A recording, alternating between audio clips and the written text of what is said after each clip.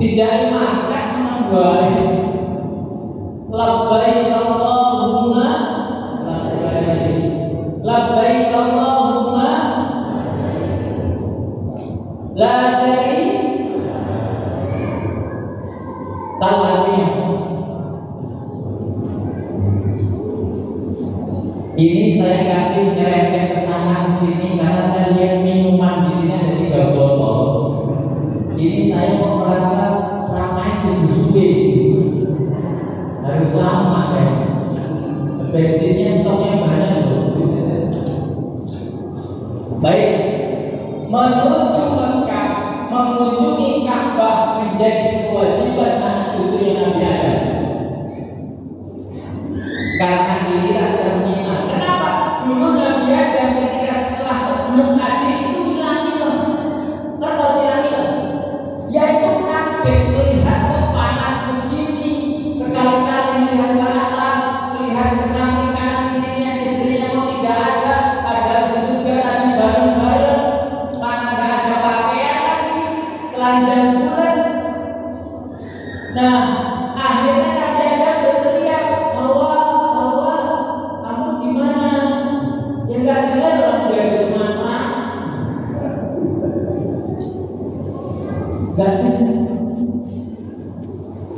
Terpaut terpisah selama 200 tahun. Ada riwayat yang mengatakan 400 tahun pisah suami istri. Maka sering kita mendengar dengan hanya satu kesalahan Nabi Adam dan istrinya yang Allah keluarkan dari surga. Kita anak putunya Nabi Adam, berapa kesalahannya? Gak terhitung, pengen masuk surga. Maka dikasih pelajaran dulu, dipisah dulu 200 tahun.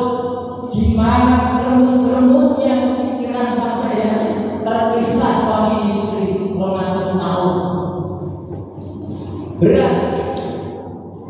Dan ketika ada meninggalkan Ka'bah tadi dan jauh-jauh kembali lagi.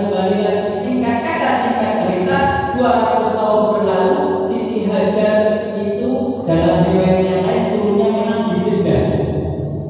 Ya, turunnya di Jeddah di Saudi Arabia sana ada namanya kota Jeddah. Biasanya nanti dikunjungi. Di sana ada tukang bakso namanya Bakso Makudin. Itu karyawannya ada yang dari Malas Asma. Terus saya tanya sama bapak-bapak Indonesia, Indonesia mana? Saya orang Lampung, Lampungnya mana? Malas. Lu kok sampai dia? Sampai nanti ada orang situ beliau berbunyi ini tadi bro. Tahu? Masih di sana. Saya lupa bakso apa namanya. Bakso Makudin di Jeddah. Di Jeddah di sana ada kuburan Siti Hawa yang panjang sekali. Nah, ketemulah Nabi Adam di Arafah. Arafah itu artinya kenal. Mereka mengenal kembali. Tepatnya di Jabal Rahmah. Karena Jabal Rahmah itu kalau saya ukur itu tingginya paling besar jempolnya Nabi Adam.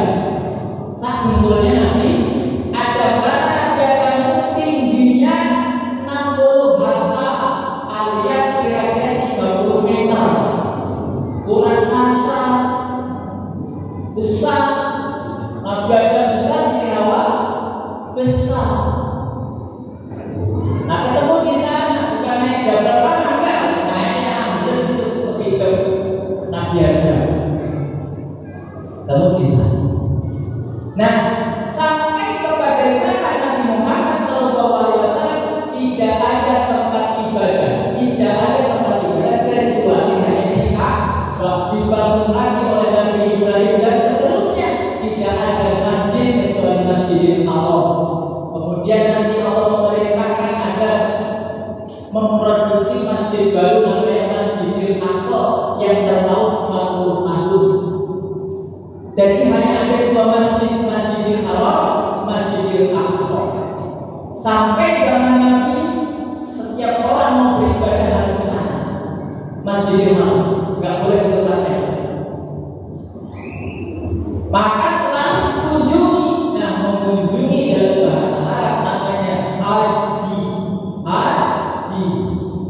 Nanti ibu-ibu, bapak-bapak di sana, bapak ini dipanggil aja. Oh, pengunjung. Itu bukan gelar kesolehan. Ya kan? Haji itu bukan gelar kesolehan. Wah, misalnya nih, Pak santri, kemudian bos, kemudian kiai, kemudian haji itu nggak ada struktur seperti itu ya. Nah, ketika Allah mengutus Nabi terakhir, Rasul terakhir, Allah memberikan hadiah kepada Nabi untuk membuat masjid yang pertama kali, namanya masjid apa?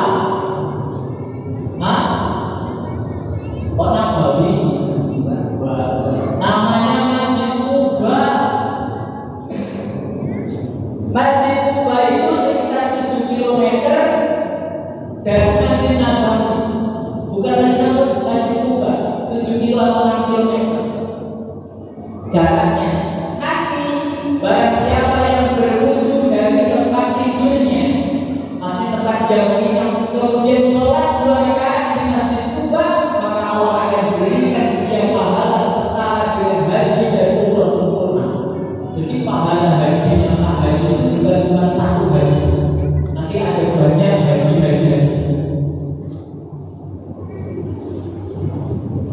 Masjid Kuba. Kemudian Allah mendirikan Masjid Nabawi. Titik.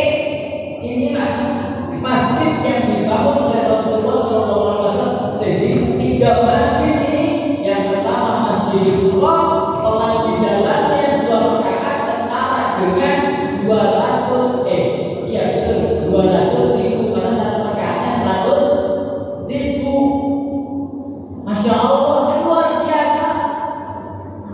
200.000 satu rakaat. Karena apa? Ini masjid senior. Kemudian nanti di Masjid Nabawi 10.000. Ada satu lagi Masjidil Aqsa 500. Toh 3 masjid. Kemudian salah satu keistimewaan Nabi Muhammad dan umatnya, dijadikan seluruh penjuru bumi ini masjid. Alhamdulillah. Bapak-bapak yang enggak atau belum punya kemampuan, Allah mudahkan mengunjungi Makkatul Mukarramah, Madinatul Munawwarah, silakan sholat Jumat di Masjid Darussalam. Bapak-bapak dapat pahala haji umroh sempurna Jumatan. Enak kan? Paling mau boleh amal 10.000, 20.000 dapat pahala haji. Tapi bukan haji murni, haji Jumat.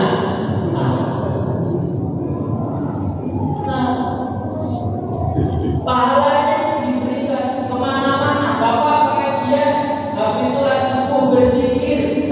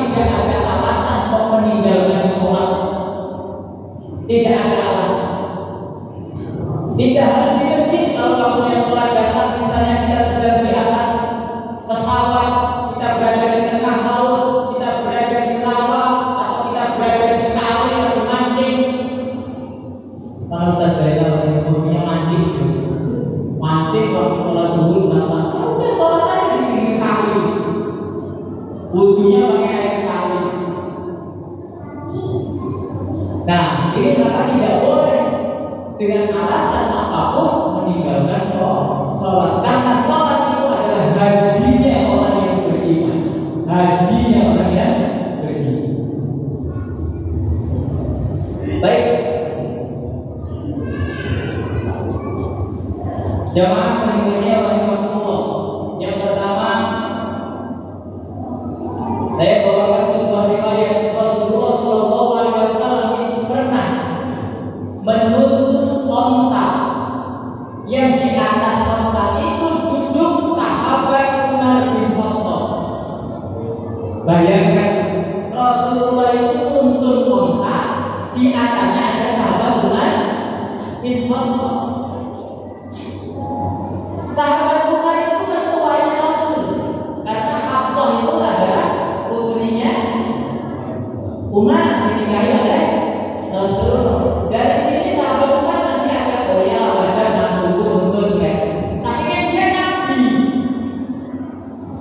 dia kan Rasul, masa aja saya katakan. Akhirnya Umar turun. Rasulullah berkata, Umar, kamu kenapa turun? Bukan sekeco ya Rasul, masa saya di atas dengan butuh. Naik lagi. Sahabat Umar kan disuruh. Gak lagi mikir sopan gak sopan, kalau disuruh sampai apa? Wakatnya, maka saya minta maaf ini suruh ibu kamu sepuh ini ibu sepuh karena kamu disuruh panitia. Jadi sampai orang Rasul menyuruh naik. Umar sambil bicara dari Masjid Nabawi bertanya kepada Rasul, ya Rasul, kenapa kau seperti ini? Aku duduk di atas kendaraan yang kau yang nuntun. Apa kata Nabi? Biarkan tubuhku terkena debu-debu atas injakan kaki onta ini, karena engkau akan haji Mekah. Biarkan tubuhku terkena debunya nama Allah. Itu bahasa Rasulullah. Tadi Al-Hajj Habibie Hasan mengatakan kalau ada yang mau mengantar sampai mana, sampai Kalenda boleh, sampai bandara boleh, sampai mana saja boleh, supaya debu yang diinjak oleh Pak Habibie dan Mbak Hani serta Bu Herlina ini, itu kalau dicipta-cipta itu Pak Habibie biar nyipati bajunya orang yang ini itu biar menjadi saksi nanti di hari kiamat. Kenapa? Ada orang yang melayani tamunya Allah Subhanahu wa Ta'ala. Tapi kalau di rumah tidak pilih, mungkin kita setelah nyamani lagi. Tapi bid'ah. Ya. Kemudian Rasulullah mengatakan, wahai Umar, engkau berangkat haji. Rasulullah itu menghantarkan menuntun ontanya yang dikendarai Umar tadi. Rasulullah itu 6 km sampai ke Birna. Berapa ya? 6 sampai 9 sampai ke Birna. Birna itu mikotnya orang Madinah. Nanti kalau kita itu gak usah nganterin sampai mikot, gak usah. Terus sampai bandara boleh, atau sampai mana? Kalian berdua juga. Nganter jamaah haji bukan hanya sekedar nganter. Berbisiklah sama Pak Habibie. Pak Habibie nitip dungo. Rasulullah SAW bersabda kepada Umar yang berangkat haji yang dia antar, beliau berkata begini, ya Umar, doakanlah aku. Allah Akbar. Betapa tawaduknya Nabi itu Pak. Nabi itu minta doanya Umar. Kenapa? Karena Umar mau berangkat haji.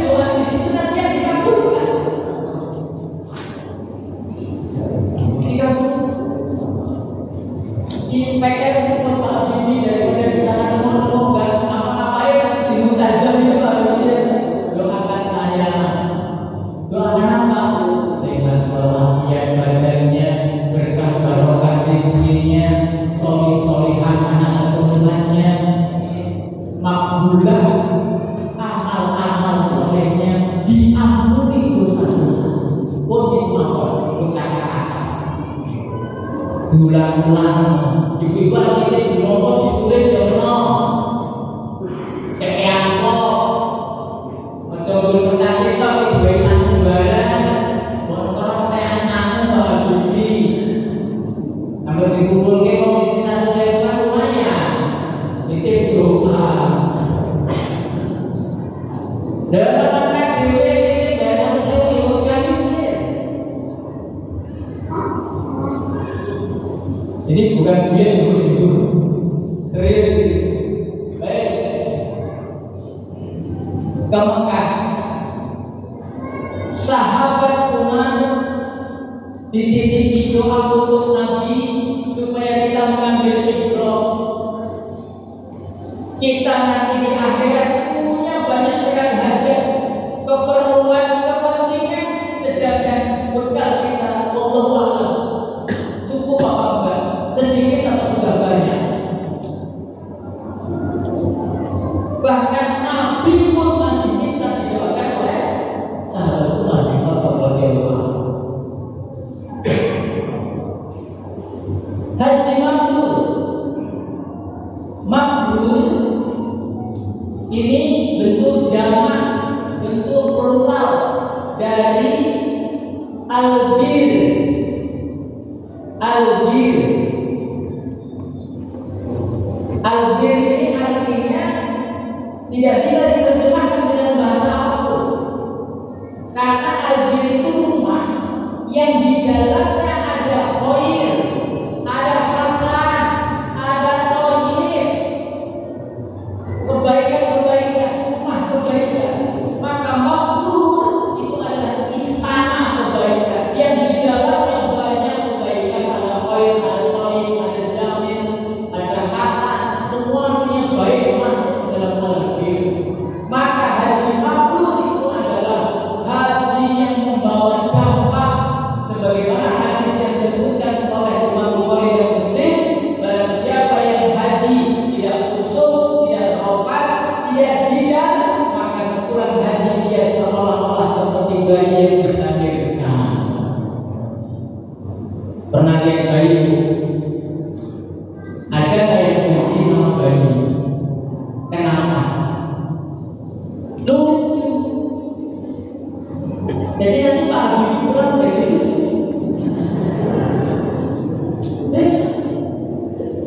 Apa sifat bayi kita bayi? Mungkin bersih, apalagi lucu, bersih, wangi, belum ada dosa. Masa ya bayi belum ada dosa? Kalau menurut saya bayi itu ada kesalahan. Ngomong, ngomong orang salah. Di sana, tapi kan salah, masa di sana? Anaknya bayi, artinya begini. Orang yang dilahirkan kembali bukan berarti dia tidak punya salah, tapi kebaikan yang ini selalu terlalu sangat besar sehingga kesalahan ini dimaklumi. Ya, dimaklumi siapa kita yang nggak merasa